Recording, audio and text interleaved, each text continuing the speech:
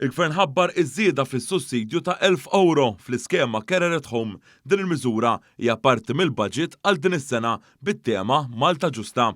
Dan tħabbar f'konferenza tal-aħbarijiet mill-Ministru għall-Anzjanità Attiva Joe Etienne Bela li spjega li l-budget għal din l-iskema tela għal 8 miljun euro meta qabel kien ta' 5 miljun euro. Il-Ministru Abela sostna li meta bdiet din l-iskema minn Gvern Laburista mill-2016 ibbenefikaw aktar minn 1600 anzjan u bħalissa hemm aktar minn 800 anzjan li qed jibbenefikaw minn din l-iskema.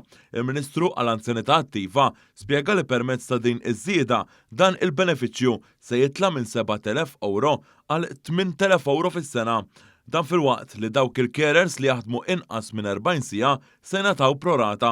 Il-Ministru Joe Etienne Bela spjega wkoll li dan is-sussidju se jkun imħallas kull xahar u jidħol fil-kont tal-bank kif ikun indikat mill-applikant. Nemmnu li l-għajnuna finanzjarja hija pilastru ta' din l-iskema. Aħna kif ilna ngħidu kommessi li din l-għajnuna sena wara sena ħankomplu nżiduha.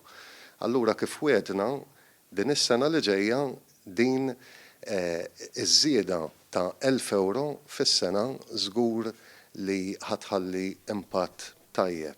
F'din il-konferenza l-aħbarijiet kien hemm preżenti il-Kap Eżekuttiv tad-Dipartiment tal-Anzjanità Attiva Renzo De Gabriele li qal li lan u li l-anzjani jibqgħu jgħixu fil-komunità u qal li din il-miżura hija importanti għal dan il-għan.